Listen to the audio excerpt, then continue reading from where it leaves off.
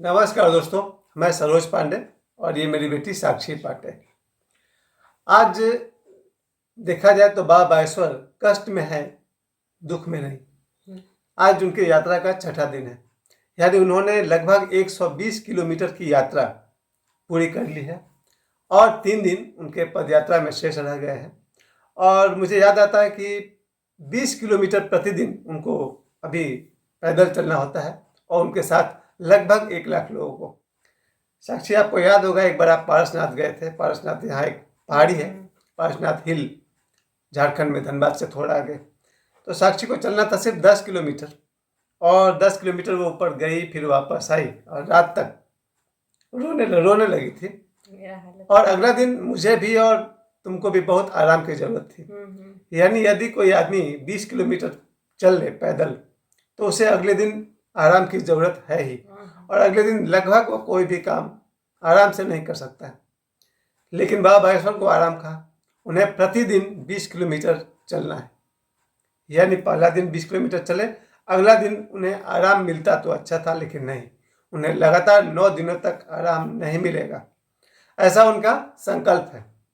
तो आज छठा दिन है जो 6 दिन से लगातार कोई 20 किलोमीटर चल रहा हो, और वो भी एक ऐसा इंसान जो हाल में 2 सालों से तो ज़्यादा वो चल नहीं रहे हैं। नहीं, वो बोलते हैं कि मैं तो 1 किलोमीटर भी नहीं चल रहा हूँ अभी, सिर्फ कार से। वो कार से चलते हैं, हेलीकॉप्टर्स यूज कर रहे हैं, प्लेन यूज कर रहे हैं।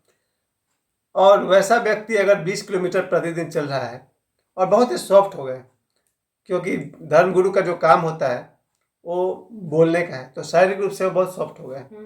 कोई अगर मजदूर होता है, लेबरर होता है, तो उसको आदत है मेहनत करने की, किसान को आदत होती है मेहनत करने की, लेकिन एक शिक्षक को, आध्यात्मिक शिक्षक को शारीरिक श्रम की आदत तो है नहीं, और भोजन भी उनका बहुत कम है, बहुत कम है।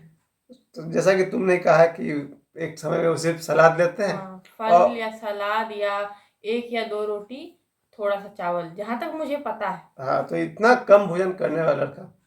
और इन दिनों जैसा कि मुझे लग रहा है कि जब कोई पद यात्रा करता है तो भोजन भी वो कम से कम ले पाते होंगे, पानी भी कम से कम पीते होंगे, क्योंकि पद यात्रा में आप समझ सकते हैं जो पानी पीजिएगा वो बॉडी उसको एब्जॉर्ब कर लेगा, सोख लेगा। तो पानी भी इन दिनों कम उनको मिल रहा होगा शारीरिक रूप से, और भोजन भी कम मिल रहा होगा, मतलब कम ही लेते होंगे। लेकिन ये जो 20 किलोमीटर चलना है लगातार, कल मैं चल गया था 4-5 किलोमीटर। मुझे बहुत ही, जब रागिनी सिंह जी का ये जुलूस आया हुआ था, विजय जुलूस, तो मुझे लगा 5 किलोमीटर चलना मेरे लिए इतना कष्टकर था, तो 20 किलोमीटर प्रतिदिन चलना, वो भी बाबा बागेश्वर ने ये संकल्प लिया था कि चप्पल नहीं पहनेंगे, खाली पैर चलेंगे। लेकिन 2-3 किलोमीटर चलने के बाद ही पैर सड़क के साथ लगभग घिस जाता है। चलना क्या है, फ्रिक्शन है। तो आप ताड़कोल के सड़क पर चलेंगे तो पैर तो आपके छिल जाएंगे, और वही हुआ होगा, 2-4 किलोमीटर चलते चलते उनके पैर घायल हो गए। अभी 6 दिन में, आज मैं देखा था छठा दिन में, जब उनके पैर में लोग बैंडेज कर रहे थे, और बार बार वो दर्द से आंख बंद कर रहे थे। 10-20 बार तो मैंने देखा आंख बंद करते हुए, जब उनके पैर में बैंडेज किया जा रहा था। बाकी जो सहयात्री हैं वो चप्पल पहन सकते हैं, और कुछ पहने हुए हैं, और बहुत सारे भक्त हैं जो गुरु कष्ट में है, तो हम क्यों चप्पल पहनेंगे। और सबसे ज्यादा तो मुझे साथ में जो अयोध्या वाले गुरु जी हैं, महंत राजू दास जी, उनके चेहरे पर तो बहुत थकान दिखती है मुझे, क्योंकि वो है भी है 80 किलो के, तो मुझे दिखते हैं। अब भारी शरीर का व्यक्ति जब चलेंगे, लेकिन उनका प्रेम और उनका संकल्प बहुत गहरा है, वो बिल्कुल कदम से कदम मिलाकर, आज भी वो दिन भर साथ थे ना। हम लोग का तो काम ही वही है, सुबह से लेकर के जब उनकी यात्रा शुरू होती है 8 बजे के आसपास, लेकर रात को 11 बजे तक, तो हम लोग उनके लाइव शो देखते रहते हैं। बाबा बागेश्वर जो इतना कष्ट कर रहे हैं सिर्फ इसलिए कि सभी हिंदू एक हो जाए। अभी जो हम लोग देख रहे थे उनके लाइव में, तो समझ में आ रहा था कि इस देश में हिंदू बटे हुए हैं, वर्ण में और जाति में। वर्ण भी, इसको बचपन से मैं समझाते रहता हूँ कि 4 वर्ण माने गए हैं हिंदू धर्म में, ब्राह्मण है, क्षत्रिय है, वैश्य, शूद्र है, और उसके बाद जातियाँ बहुत सारा है। और यह इतना ही नहीं, आगे तो उपजाति भी है। लेकिन खैर, हमारे जो हिंदू हैं ये वर्ण जाति पाति में बटे हुए हैं, और ये बटे हुए रहेंगे तो असुरक्षित रहेंगे। तो हमारे देश के सारे हिंदू सनातनी एक हो जाए, एकता में बन जाए, इसके लिए बाबा बागेश्वर ये पद यात्रा कर रहे हैं। और अब तक बड़े बड़े लोग इनके साथ शामिल हो चुके हैं, आप नाम जरा गिना के देखिए कौन कौन आपके हिसाब से। बहुतों को तो मैं पहचानता भी नहीं। बहुत है, बहुत। बहुत सारे हैं, संजय दत्त साहब हैं, अनुराग हैं, और फिल्म स्टार्स में से अक्षरा सिंह, खेसारी लाल यादव, और बहुत सारे नेतागण भी हैं जिन्हें खली भी थे कल, और बहुत सारे नेतागण भी साथ में हैं, धर्माचार्य हैं।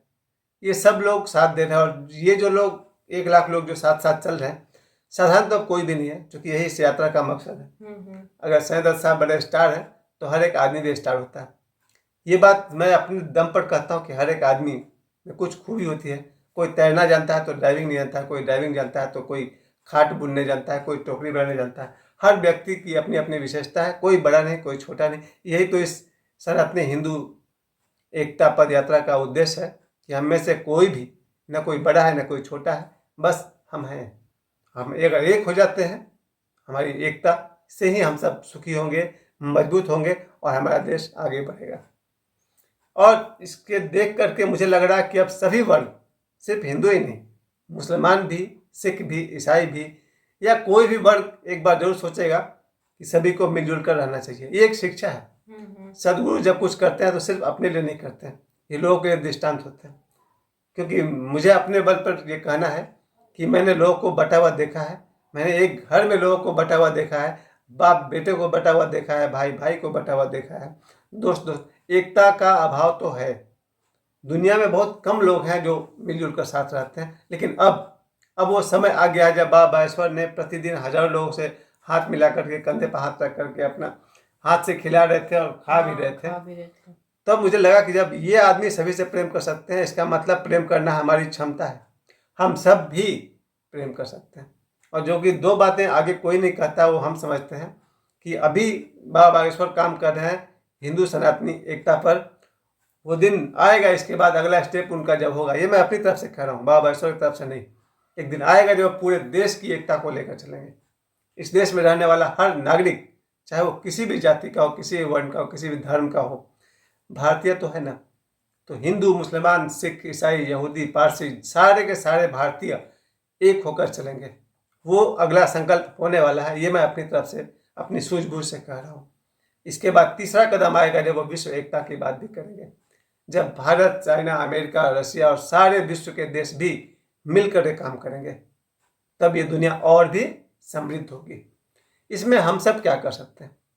जहाँ तक मुझसे हो पाया, मैंने इनके वीडियोस को शेयर किया, उन पर प्रतिदिन मैं कुछ न कुछ बोलता हूँ, ताकि सभी लोगों को लगे कि ये लड़का आज से 2 साल पहले बाबा बागेश्वर, जो विवाद में भी आ गए थे कि चमत्कार दिखाते हैं तो अंधविश्वास बढ़ाते हैं, आज 2 साल के अंदर देश के लाखों लोग उनके पास आ रहे हैं। क्यों आ रहे हैं?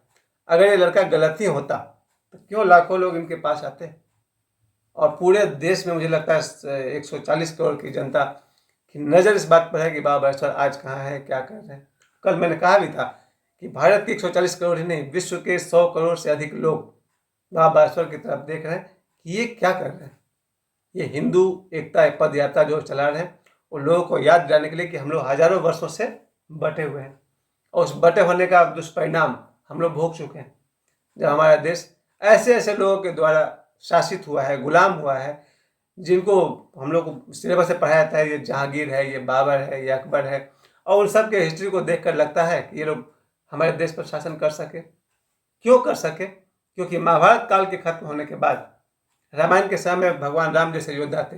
एक एक आदमी, अगर रामायण का एक एक योद्धा, चाहे वो अंगद हो, बाली हो, सुग्रीव हो, या रावण के टीम से भी कुंभकर्ण है, वो तो श्रीलंका के मान लेते हैं। तो भारत के जितने वीर हैं, उन वीरों के सामने के रहते हुए कोई दूसरा बाहरी आकर के भारत पर शासन कर पाता? कभी नहीं। एक सुग्रीव काफ़ी है। सुग्रीव भी कोई बहुत कमजोर आदमी नहीं है, भले बाली के सामने कमजोर पड़ रहे हैं। बाली का बेटा अंगद काफ़ी है, जहाँ उसने अपना पैर सभा में रख दिया था और कहा था कोई मेरे पैर हिला कर दिखा दे यहाँ से। तो रामायण जो वीरों का एक बहुत बड़ा काल रहा। आप लक्ष्मण को क्या कम समझते हैं? कम ही समझ। भगवान राम के जस्ट बाद अगर कोई शक्तिशाली वीर है तो लक्ष्मण, जो परशुराम जी से शुरू में ही टक्कर लेते हैं। भरत को आप क्या समझते हैं? कोई कमजोर चीज़ है? वही भरत जो लक्ष्मण जी को कहते हैं कि आप मेरे बाण पर बैठिए, मैं आपको पहुंचा दूंगा। यानी भगवान राम भी शौर्य से भरे हुए हैं, लक्ष्मण भी हैं, भरत भी हैं, और शत्रुघ्न। बाद में एक सीन आता है लव कुश के समय में, जहाँ शत्रुघ्न भी युद्ध करने जाते हैं। तो रामायण में सुग्रीव के टीम से बहुत सारे योद्धा हैं, भगवान राम की टीम में बहुत सारे योद्धा हैं। उतने वीरों के संतति हम सब के देश पर विदेशी आकर शासन कर सके। क्यों? क्योंकि रामायण के बाद फिर महाभारत काल आया, जब महाभारत में एक से एक धुरंधर है। उसमें परशुराम भी हैं, उनके शिष्य भीष्म भी हैं, दुर्योधन, दुशासन, भीम, आप किसे कम समझते हैं?